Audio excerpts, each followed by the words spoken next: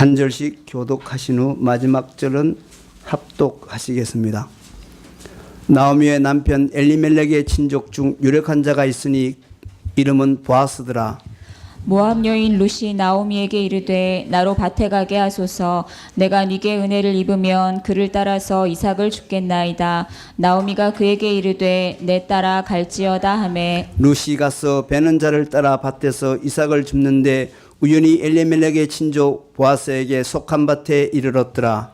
마침 보아스가 베들레헴에서부터 와서 베는 자들에게 이르되 여호와께서 너희와 함께 하시기를 원하노라. 그들이 대답하되 여호와께서 당신에게 복 주시기를 원하나이다. 보아스가 베는 자들을 거느린 사환에게 이르되 이는 네 소녀냐? 베는 자를 거느린 사환이 대답하여 가로되 이는 나오미와 함께 모압 지방에서 돌아온 모압 소녀인데 다 함께 그의 말이 나로 베는 자를 따라 단 사이에서 이삭을 죽게 하소서 하였고 아침부터 와서는 잠시 집에서 쉰 후에 지금까지 계속하는 중이니이다. 아멘. 예, 오늘 오후에 룻기강의 6주차 유력한 친족이 있으니라고 하는 제목으로 두 가지 말씀을 생각해 보려고 합니다. 짧은 시간 동안 룻기 2장 1절부터 7절에 있는 본문 말씀을 중심으로 하나님이 예비해 주신 은혜를 서로 나누기를 소원합니다. 제가 어렸을 때에 저의 부모님은 그리 유명한 분들은 아니었습니다. 그러나 제가 아들로서 볼 때 어디를 내놓아도 또 누구에게 소개를 해도 결코 속된 말로 꿀리지 않는 그런 부모님이셨습니다. 여러분 잘 모르시겠습니다만은 저희 부모님이 뭐 일찍 돌아가셨습니다만은 아버님은 그 당시에 철도 공사에 한 30년, 40년 근속을 하신 아주 성실한 공무원이셨고, 반면에 저희 어머님은 1년에 집을 9채, 10채씩 짓고 팔고 하시던 대단한 사업가셨습니다. 속된 말로 하면 뭐라고 표현할 수 있을까요? 예? 뭐요? 큰 손? 예. 건설업계의 큰 손? 예, 뭐 건축업도 하셨고, 뭐 감리도 보셨고, 학교를 학력이 그렇게 대단한 건 아니었지만, 공부를 많이 못하셨지만, 하여튼 수완이 상당히 뛰어나셨어요. 그래서 집을 많이 짓고 많이 팔았습니다. 그래서 그 당시에 면목동에 제 이름은 몰라도 저희 어머님 이름을 얘기하면 면목동에 사는 주민들이 거의 저희 어머님 이름을 알 정도였어요. 그렇게 유력한 분이었습니다. 그 당시에. 풍족하게 먹고 살 만한 경제력을 지닌 부모님을 저는 두고 있었습니다. 해마다 명절이 되면 우리 가문은요, 경기도 파주시 파평면에 위치한 일산 금천 그 근처에 위치한 운정이라고 하는 도시가 있는데, 그 도시에 이제 시골이 있었는데, 거기에 친척들이 다 모이면요, 제 기억에, 제가 어렸을 때 기억에 한 100여 명 정도 모였던 것 같아요. 형제가 아주 많았죠. 작은 아버지들도 많았고, 저희 아버님이 큰 형님이셨으니까. 그래서 함부로 우리 가문을 건드릴 수가 없는 거예요. 한 100여 명 정도가 친척이 모이니까 그 중에 누구 하나를 건드릴 수가 없는 겁니다. 누구 하나 건드리면 우리 가문이 벌떼같이 모여들어가지고 그냥 초토화를 시키니까. 그럼에도 불구하고 저희 가문에는 유력한 정치인도 없었고 경제인도 없었습니다. 지금도 마찬가지입니다. 그리고 지금은 그 많던 그 친척들이 핵가족 시대가 되어서 전부 다 뿔뿔이 흩어져 살고 있습니다. 1년에 한 번 만나기가 너무 어렵고 친족들조차도 만나기가 어렵습니다. 여러분 가족 중에, 여러분 친척 중에 누군가 이름만 들어도 알만한 유명한 사람이 있다는 것만큼 우리한테 힘이 되거나 도움이 되는 경우도 참 드물지 않을 것입니다. 참 큰 힘이 되죠. 만약에 여러분 친구 중에 설현이라고 하는 사람이 있다. 그러면 참 누구한테 얘기해도 자랑할 만한 그런 이름이 되지 않겠습니까? 우리가 살아가는 이 실생활 속에서 이러한 내가 알고 있는 사람 중에 누가 유명한 사람이 있다는 것은 참 큰 도움이 되는데요. 여러분이 어떤 소송에 휘말렸다고 한번 생각을 해보세요. 법적인 지식이 별로 없습니다. 근데 여러분 친구가 판사가 있어요. 그러면 큰 도움이 되죠. 여러분이 중병에 걸렸습니다. 갑자기 너무너무 아픕니다. 입원을 해야 되고 수술을 해야 되는데 여러분 친구 중에 또는 여러분 부모님의 친구 중에 병원 원장님이 계셔요. 그러면 뭐 줄 안 서고 바로 갈 수 있지 않습니까? 우리가 이렇게 우리가 알고 있는 사람들 가운데 누군가 유력한 사람이 있다는 거 하는 것은 우리가 인생을 살아갈 때 큰 도움이 될 뿐만 아니라 즐거움을 제공해 줍니다. 낙이 되죠. 성도 여러분, 정말 매주마다 매일마다 별로 좋지 않은 소식들만 들려오는 이 시대에 여러분은 무슨 낙을 갖고 사십니까? 여러분에게 낙은 무엇입니까? 요즘 나는 누구 덕분에 살아? 뭐 그런 거 있습니까? 특히 어려운 일을 당했을 때 무슨 낙이, 무슨 즐거움이 여러분을 살게 만들고 여러분의 힘들고 지친 인생을 지탱하게 만들고 있습니까? 갓 결혼하신 두 분은 남편이 낙이 되겠지요. 예? 아닙니까? 그렇지 않을 텐데요. 우리 남편은 누가 낙입니까? 아내가 낙이죠. 예, 결혼식 때 본 것처럼 역시 여전히 당당하고 여전히 씩씩하고 뭐 자신만만합니다. 여러분, 요즘 여러분의 낙은 과연 무엇입니까? 잘 기억하십시오. 나오미의 이름이 낙이었습니다. 나오미의 이름이 희락이었어요. 기쁨이었습니다. 즐거움이었습니다. 그런데 적어도 오늘 우리가 읽은 이 본문의 말씀 그리고 1장 22절에 우리가 지난주에 살펴보았던 말씀을 보면 나오미에게는 요즘 나오미 당신의 낙은 무엇입니까? 라고 물어보면 이런 질문조차도 사치스러운 질문이 되었던 것이죠. 왜냐하면 그 별명이 희락이던 나오미가 무엇으로 돌아왔습니까? 마라로 돌아왔어요. 쓴물이 되어서 돌아왔어요. 첫 주에 시작할 때 나오미가 엘리멜렉 남편과 함께 말론과 기론과 함께 청혼의 꿈을 품고 흉년이 든 베들레헴을 떠나서 어디로 갑니까? 모압으로 갔어요. 그죠? 그런데 엎친 데 덮친 격이라고 거기서 또 흉년을 만났습니다. 더더군다나 재앙이 겹칩니다. 뭐예요? 남편이 죽었습니다. 아들 둘이 결혼시켰는데 얼마 안 돼서 또 죽었습니다. 그래서 이제 인생의 재앙을 만난 나오미와 룻이 결과적으로 다시 돌아오고 있습니다. 22절을 보세요. 나오미가 모압 지방에서 그 자부 모압 여인 룻과 함께 돌아왔는데 그들이 보리 추수 시작할 때 베들레헴에 이르렀더라.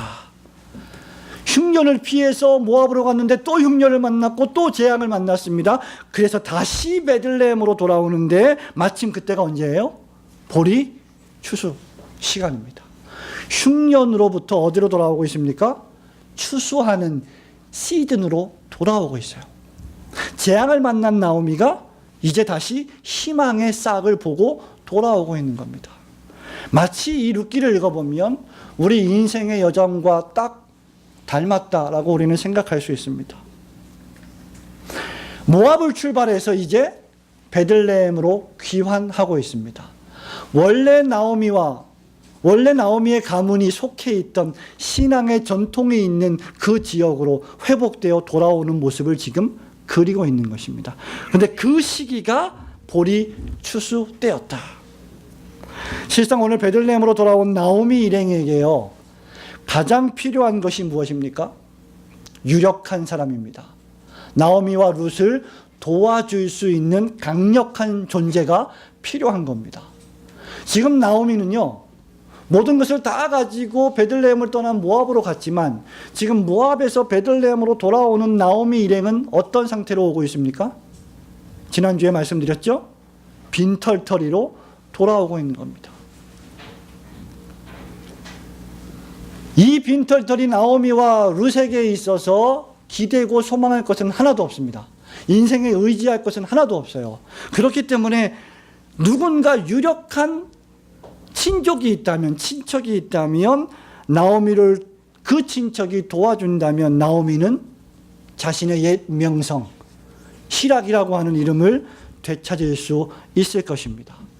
그런데 감사하게도 2장 1절에 보면 나오미의 남편 엘리멜렉의 친족 중 누가 있어요? 유력한 자가 있으니 그 이름은 보아스더라 라고 상당히 희망 섞인 말씀으로 2장이 시작됩니다. 첫 번째, 나오미의 유력한 친족은 보아스입니다. 1절과 2절 말씀을 함께 읽도록 하겠습니다. 시작. 나오미의 남편 엘리멜렉의 친족 중 유력한 자가 있으니 이름은 보아스더라. 모압 여인 룻이 나오미에게 이르되 나로 밭에 가게 하소서. 내가 네게 은혜를 입으면 그를 따라서 이삭을 줍겠나이다. 나오미가 그에게 이르되 내 따라 갈지어다 하매. 아멘. 2장 1절은 보아스를 가리켜서 나오미의, 즉 엘리멜렉의 아내 나오미의 유력한 친족으로 소개하고 있습니다. 베들레헴에서 가장 낮아지고 가장 비참해지고 가장 가난해지고 파산 선고를 맞은 나오미에게 가장 부유하고 가장 높은 그 지역의 유지 보아스가 친척으로 있다는 뉴스입니다. 소식입니다. 마침내 인생을 파산시켜버린 나오미에게 이 소식은 대단한 희소식이 아닐 수 없겠지요. 나오미와 롯에게 유력한 친족 보아스가 있다는 것은 대단한 희망입니다. 보아스는 나오미의 남편 엘리멜렉의 친족이라고 했습니다. 2장 1절에 보면 여기 친족이라고 하는 히브리어 모다라고 하는 말은 친척 가운데서 가장 가까운 관계에 있는 사람이다 라는 뜻입니다. 또 3장에 보면 이 단어가 카로브라고 하는 히브리어 단어가 있는데 이 두 단어는 한 사람의 가장 가까운 친척, 그 친척 중에서도 가장 가까운 촌수에 있는 친척을 가리킬 때 사용되는 말입니다. 신명기 25장에 의하면 나의 친족의 어떤 형제가 자식이 없어서 죽으면 그 친족의, 그 친척 가운데 가장 유력하고 가장 부유하고 가장 높은 사람이 그 죽은 형제의 미망인을 취해서 아들을 낳아 가문을 이어주는 제도가 있었습니다. 이 제도를 가리켜서 그 유명한 고엘 제도, 즉 기업을 무르는 제도라고 말합니다.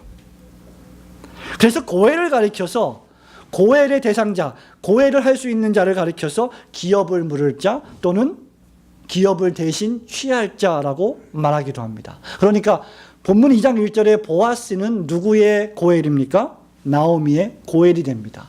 또 나오미의 며느리 룻의 고엘이 되는 것입니다. 여기 근족의 히브리어 모다, 아까 말씀드렸죠. 친척, 가까운 가족의 일원, 구성원이라는 뜻입니다.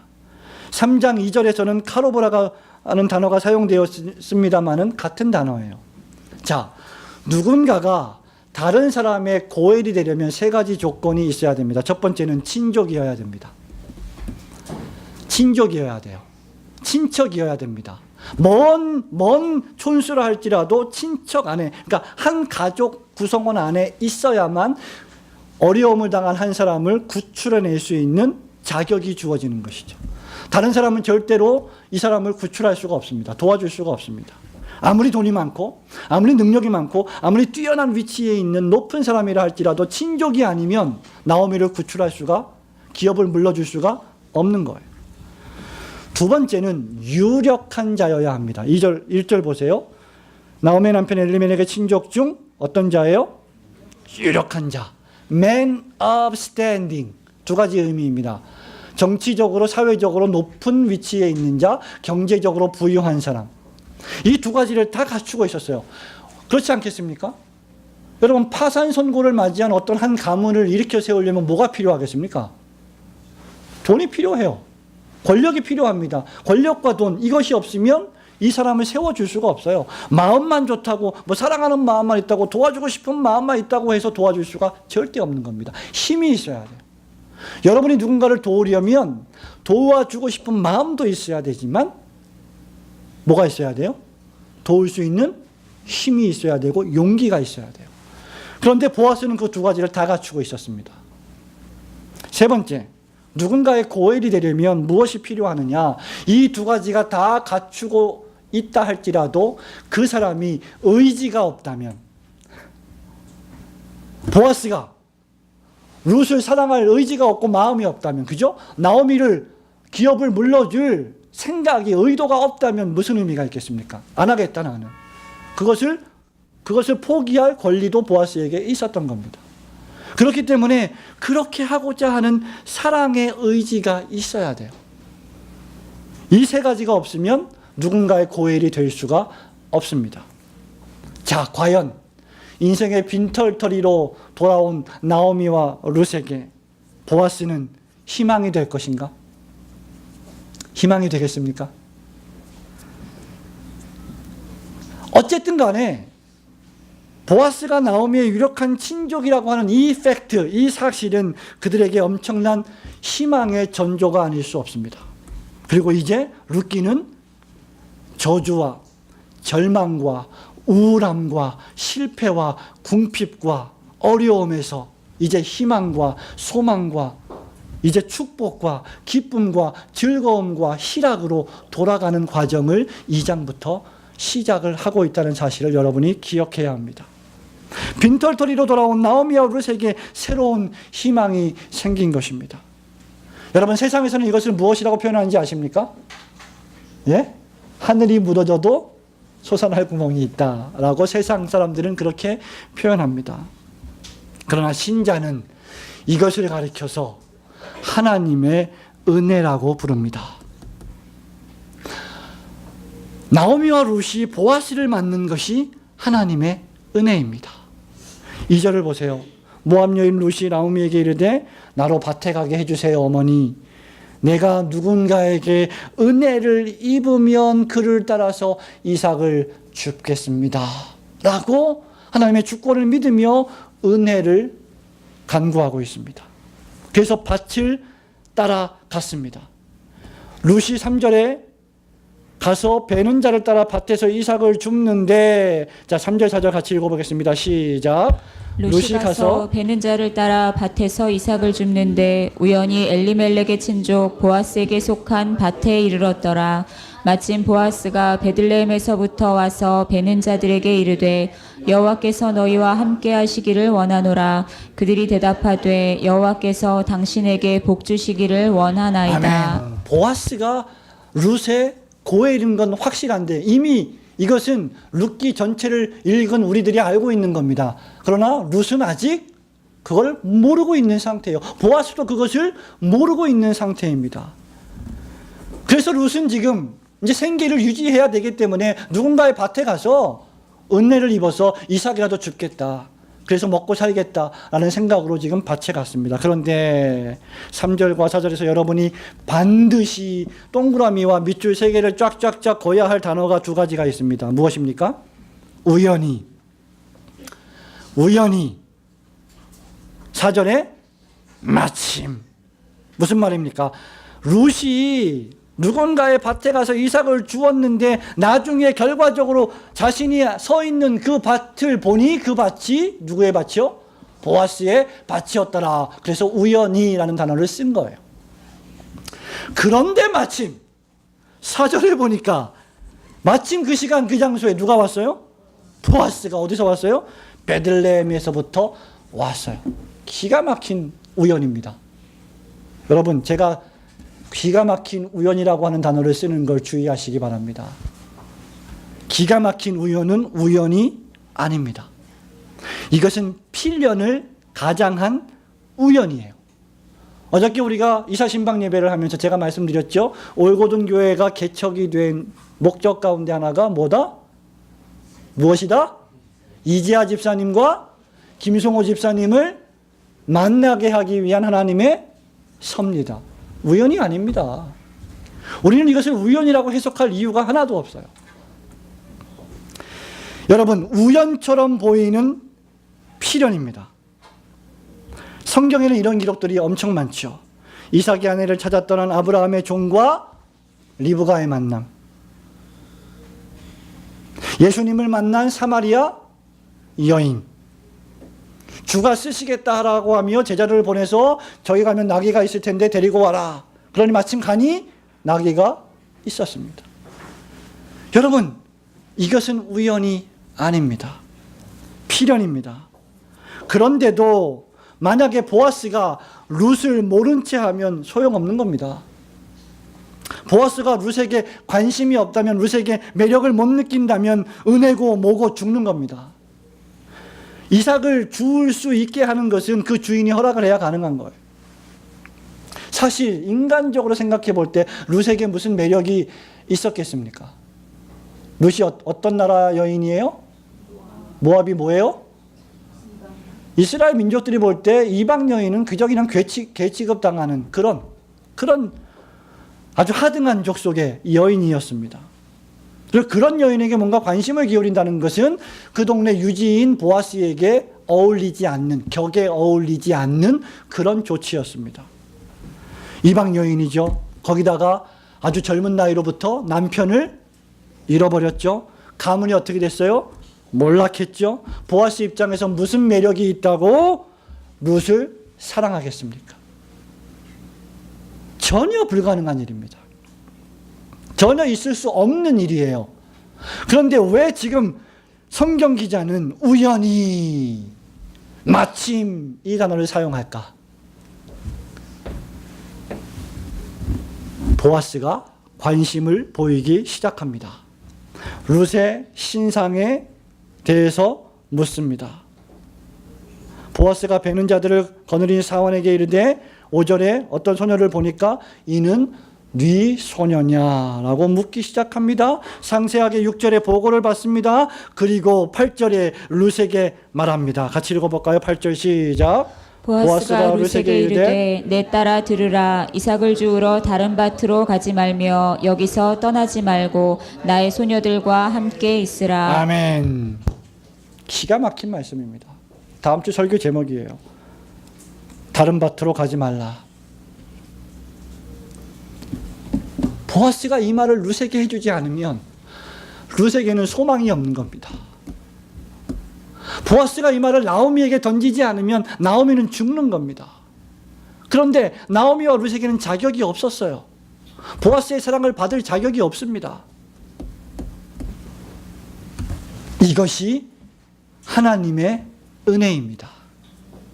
룻도 이 사실을 잘 알고 있었습니다. 2절을 보세요.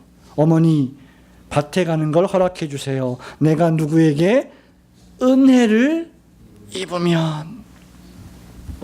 은혜라는 것이 무엇입니까? 무조건적이며 일방적으로 베풀어 주시는 호의입니다. favor, 은총이죠. 그래서 은혜는 내가 취하는 것이 아니라 받는 것입니다. 입는 것입니다. 여러분의 인생을 살면서 어떤 궁핍과 어떤 환난에 처했습니까? 사랑하는 새신랑 새신부 여러분, 여러분의 지금 인생은 내 마음에 주단을 깔고 아름다운 행복한 길로 걸어가는 축복의 시간이고 그런 감정이겠지만 이제 여러분의 앞에는 수많은 가시밭길과 특별히 설교자의 길, 목사의 길을 가겠다고 하고 사모의 길을 가겠다고 하면 그 길은 정말 남들이 상상할 수 없을 만큼 고독하고 어렵고 외로운 길이 될 것입니다. 수많은 궁핍과 환난에 처할지도 모를 것입니다. 그때 우리가 해야 할 일이 무엇입니까? 두려워하지 않고 하나님이 예비하신 은혜를 기대하고 기도하는 것입니다. 룻처럼 말입니다. 이것이 예수 믿는 신자들과 믿지 않는 이방 종교를 믿는 사람들과의 차이점입니다. 허무주의, 쾌락주의에 빠진 사람들과의 차이점입니다. 세상 사람들은 역사를 어떻게 봅니까?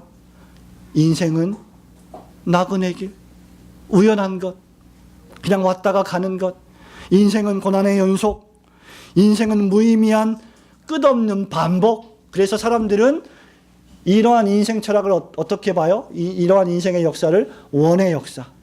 시작도 없고 진행도 없고 끝도 없고 계속해서 의미 없는 똑같은 다람쥐 쳇바퀴 돌아가는 삶의 연속. 그래서 이러한 삶이 너무 피곤해요. 너무 재미가 없어요. 고통과 슬픔뿐이에요. 에이, 이놈의 인생 그냥 죽어버리자. 21세기에 만난 현대인들의 가장 큰 질병 가운데 하나가 우울증입니다. 사랑하는 성도 여러분, 이러한 인생에 새로운 소망을 주는 자가 보아스입니다. 인생에 보아스가 없으면 죽는 겁니다.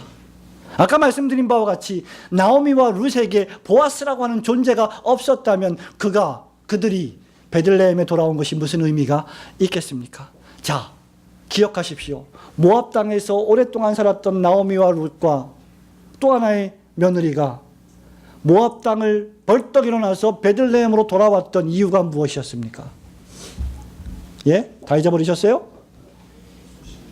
하나님께서 베들레헴을 권고하셨고 베들레헴에 양식을 주셨다는 소식을 들었으므로, 하나님의 양식이 거기에 있다는 소식을 들었으므로 다시 양식을 찾아 돌아오는 것입니다.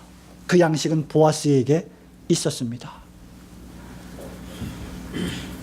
사랑하는 성도 여러분, 우리의 삶이 참으로 그렇지 않습니까?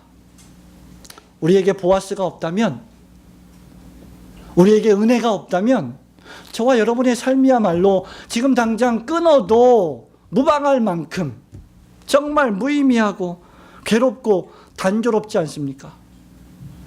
아침에 남편이 일찍같이 새벽같이 출근해서 밤이 맞도록 열심히 수고하고 애쓰고 돈을 법니다. 그죠? 직장 생활합니다. 사업을 합니다. 돌아옵니다. 돌아오는데 가정에서는 사랑이 넘치지 않고 피곤합니다. 바가지 박박 긁습니다. 아이들은 말을 듣지 않습니다. 단조로운 일상이 계속됩니다.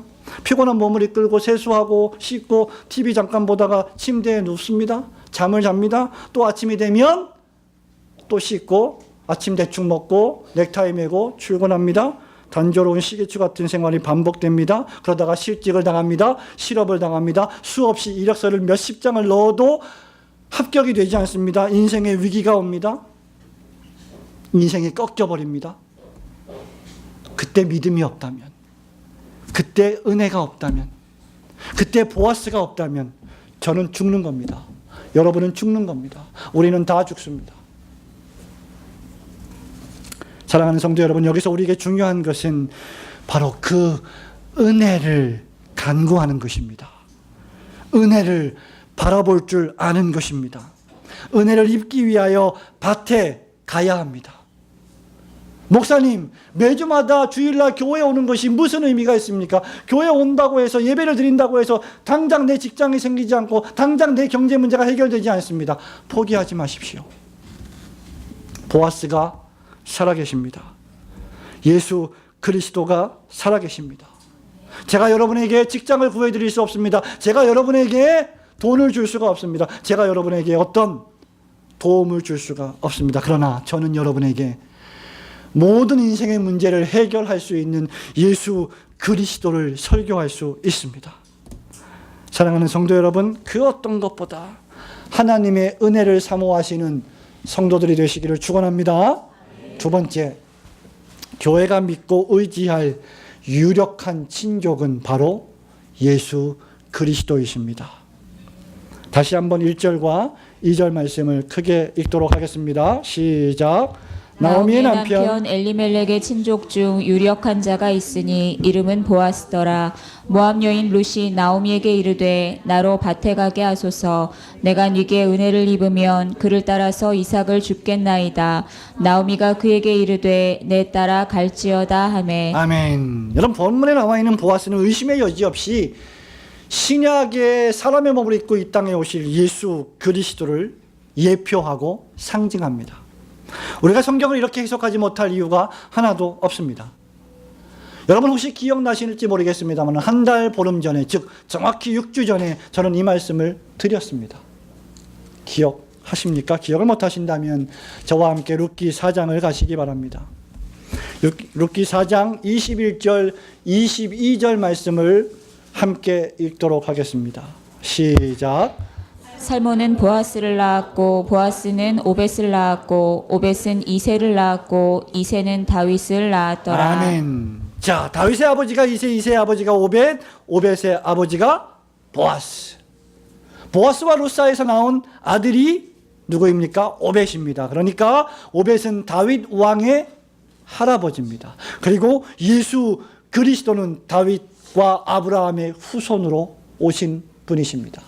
예수 그리스도를 탄생시키기까지 룻은 이방 여인으로서 아브라함과 다윗과 예수 그리스도의 족보의 한 부분을 차지하는 놀라운 축복의 여인이 되었습니다. 아무 소망 없는 룻과 나오미가 보아스를 만나 인생의 충만을 경험하듯이 죄인이요 부패하고 무능력한 인간인 저와 여러분이 예수 그리스도를 만나 인생의 충만을 경험하는 것입니다. 이런 의미에서 성도에게 가장 유력한, 가장 도움을 줄 수 있는 가장 큰 힘의 친족은 누구시냐? 그리스도 예수이십니다. 여러분, 그리스도 예수를 꼭 붙들으시기를 주님의 이름으로 축원합니다. 어떤 의미에서 여러분의 부모를 의지하는 것보다, 여러분이 부모로서 자녀에게 무슨 기대를 하는 것보다 더 필요한 일은 바로 그리스도 예수를 붙드는 것입니다. 히브리서 2장 14절을 저와 함께 펼쳐 보시기 바랍니다. 예수 그리스도께서 어떻게 우리의 친족이 되십니까? 히브리서 2장 14절부터 18절 말씀을 같이 함께 읽도록 합니다. 시작. 자녀들은 혈육에 함께 속하였음에 그도 또한 한 모양으로 혈육에 함께 속하심은 사망으로 말미암아 사망의 세력을 잡은 자 곧 마귀를 없이 하시며 또 죽기를 무서워함으로 일생에 매여 종노릇하는 모든 자들을 놓아주려 하심이니 이는 실로 천사들을 붙들어주려 하심이 아니요 오직 아브라함의 자손을 붙들어주려 하심이라. 그러므로 저가 범사의 형제들과 같이 되심이 마땅하도다. 이는 하나님의 일에 자비하고 충성된 대제사장이 되어 백성의 죄를 구속하려 하심이라. 자기가 시험을 받아 고난을 당하셨은즉 시험 받는 자들을 능히 도우시느니라. 아멘. 아멘. 누가 누군가의 고엘이 되려면 세 가지가 필요하다고 했죠. 첫 번째, 친족이어야 한다고 했습니다. 두 번째, 능력이 있는 유력한 자라고 했습니다. 세 번째, 사랑의 실천에 의지가 있어야 된다고 했습니다. 우리 주 예수 그리스도를 보십시오. 사도 요한의 표현대로 하자면 요한복음 1장 14절에 이 히브리서 2장의 말씀을 요약하자면 말씀이 육신이 되어 우리 가운데 거하심에 믿으시기를 축원합니다. 그리스도께서는 우리의 고엘이 되시기 위해서 우리의 근족, our near kinsman, 우리의 가장 가까운 사람, 즉 사람의 몸을 입고 이 땅에 성육신 하셨습니다. 두 번째, 그분은 우리를 구원할 능력자 엘샤다이 전능하신 하나님이십니다. 그리고 그분은 우리를 사랑하셨습니다. 십자가에서 피를 흘리셨습니다. 이것이 바로 룻기가 우리에게 전해주는 위대한 구속사의 사랑입니다. 이것이 바로 여호와의 헤세드입니다. 성도가 이러한 친족 되시는, 고엘 되시는 예수님을 만난 건 결코 우연이 아닙니다. 그런 의미에서 이지아 집사님이, 김송호 집사님이 올고등교회당에서 저를 만나고 여러분들을 만난 것이 우연이 아니라는 겁니다. 유행가 가사에는 우연이란 말이 나오지만 우리가 쓰는 우연은 우연이 아니에요. 그런 의미에서 노사연 씨의 우리 만남은 우연이 아니야, 상당히 신학적으로 아주 깊은 통찰력이 있는 노래라고 생각을 합니다. 예수 그리스도께서 친히 먼저 우리를 만나 주셨습니다. 우리가 그를 사랑하기 전에 이미 하나님께서 먼저 우리를 사랑하셨고 당신의 독생자 예수 그리스도를 보내어 주셨습니다. 우리 대신 죄와 사망의 고통에서 우리를 구원하시고 우리의 기업을 무르는 고엘이 되셨습니다. 예수 그리스도는 저와 여러분의 유일무이한 친족이십니다. 어떤 친족이십니까? 여러분을 죄에서, 죽음에서 구원하실 친족이십니다. 뿐만 아니라 사람이 되셔서 여러분과 제가 지금 느끼고 경험하고 고통당하고 있는 모든 궁핍과 모든 어려움을 친히 경험하신 친족이십니다. 동시에 전능하신 하나님이 되셔서 우리를 고난과 궁핍의 삶의 어려움으로부터 용기 주시고 위로 주시고 힘 주시고 구출하실 전능하신 하나님이심을 믿으시기를 축원합니다. 혹시 여러분 어려움에 처해 계십니까? 실패 가운데 있습니까? 사랑하는 우리 이병훈 운동원, 실패 가운데 있습니까? 궁핍 가운데 있습니까? 혹시 실수 가운데 있으십니까? 혹시 죄를 범했습니까? 우울하십니까? 고통 가운데, 질병 가운데 있습니까? 영국에서 제가 유학 생활을 할 때 저를 많이 도와주었고 함께 신앙생활도 하셨던 배영진 목사님이라고 계신데 송파제일교회 부목사님으로 계시다가 영국으로 유학 가셨고 다시 돌아오셔서 분당에 지금 목회를 하고 계신데 어저께 갑자기 밤에 신방 예배를 마치고 돌아오는데 문자를 받았어요. 카톡을. 사모님이, 건강하셨던 사모님인데 갑자기 10일 동안 화장실에 못 가시고 병원에 갔더니, 분당 서울대병원에 갔더니 장에 염증이 생겨서 대대적인 수술을 하셨습니다. 그래서 인공장을 달고 인공항문을 달고 지금 계시다고 합니다. 열이 38도 39도를 왔다 갔다 하고 간신히 말도 하고 웃기도 하지만 폐혈증이 오고 전이가 되면 죽는 겁니다. 긴급 기도를 요청을 하셨습니다. 여러분, 이런 일들은 비일비재하게 우리에게 발생합니다. 우리가 수없이 경험하고 있지 않습니까? 그러나 기억하십시오. 바로 그러한 순간에도 우리에게 기업 물을 자가 계십니다. 저는 그 사모님과 그 목사님이 그러한 인생의 풍파와 파도와 고난을 믿음으로 넉넉히 이기고 승리하고 있다고 믿습니다. 제가 위로하지 않아도 그분들은 이미 충만한 주님의 위로를 받고 있을 것입니다. 예수 그리스도는 가장 강력한 분이십니다. 흑암 속에 있는 우리에게 빛으로 오신 분이십니다. 골로새서 1장 1절, 1장 12절과 14절에 보면 우리로 하여금 빛 가운데서 성도의 기업의 부분을 얻기에 합당하게 하신 하나님께 감사하게 하시기를 원하노라. 그가 우리를 흑암의 권세에서 건져내사 그의 사랑의 아들의 나라로 옮기셨으니 그 아들 안에서 우리가 속량 곧 죄사함을 얻었도다. 예수님은 우리의 고엘이 되셔서 죄 가운데 있는 우리를, 죽음 가운데 있는 우리를, 사망 선고를 받은 우리를 붙잡아서 빼어내서 건져내서 하나님의 빛의 나라의 아들로 삼아 주셨습니다. 이것이 하나님의 은혜입니다. 신앙생활을 깊이 하는 사람일수록, 신앙생활을 오래 한 사람일수록 자기 연민을 버려야 합니다. 자기 의지를 버려야 합니다. 오늘 오전에 설교대로 하면 자기를 부인해야 합니다. 신앙생활을 오래 하고 깊이 한 사람일수록 철저하게 예수 그리스도를 의지합니다. 그는 예수의 품에서 안식합니다. 그는 예수님의 품 안에서 은혜를 구합니다. 그는 예수님의 밭에서 은총 얻기를 구합니다. 그래서 겸손히 그분의 밭에 머물기를 좋아합니다. 성도와 교회를 위기와 궁핍에서 구해 주실 주 예수 그리스도를 온전히 붙들고 의지하시기를 주님의 이름으로 축원합니다. 사랑하는 성도 여러분, 말씀을 맺습니다. 여러분이 가장 자랑할 만한 유력한 친족이 누구십니까? 유치한 우리 주일학교 친구들의 표현대로 하면 우리 아빠 차는 벤츠 500이야, 500이야, 뭐 이런 겁니까? 아우디 뭐 A8 시리즈야, 람보르기니야, 뭐 이런 겁니까? 우리 집은 77평에 살아. 여러분은 누구를 자랑하고 계십니까? 유력한 정치인과 연예인과 예술인과 스포츠인과 친분이 있음을 자랑하십니까? 아니면 여러분의 삶에 오직 주 예수 그리스도만 계십니까?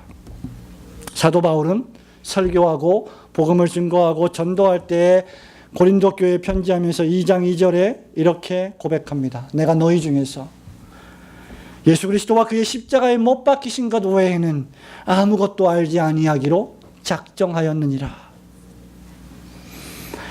인류에게 예수 그리스도가 없다면 그들은 잃어버림받으며 정죄를 당하며 아무 소망 없이 멸망당할 것입니다. 그러나 예수 그리스도께서 여러분을 붙잡고 여러분이 예수 그리스도를 믿고 신뢰한다면 우리는 큰 위로와 인생의 희망과 기쁨을 누리게 될 줄로 믿습니다. 나오미와 룻을 만나준 보아스처럼 아무런 희망이 없고 아무런 의지할 곳이 없는 저와 여러분에게 찾아오셔서 만나주시고 십자가 사랑을 전해주시고 나를 따라오너라. 내가 너에게 주는 멍에는 쉽고 가볍다. 나와 함께 이 길을 걸어가자 라고 먼저 찾아와 주신 그 주님의 손을 굳게 붙잡고 주님 오실 때까지 놓지 않고 끝까지 충성하시는 올고든 교회 성도들이 되시기를 주님의 이름으로 축원합니다. 아멘.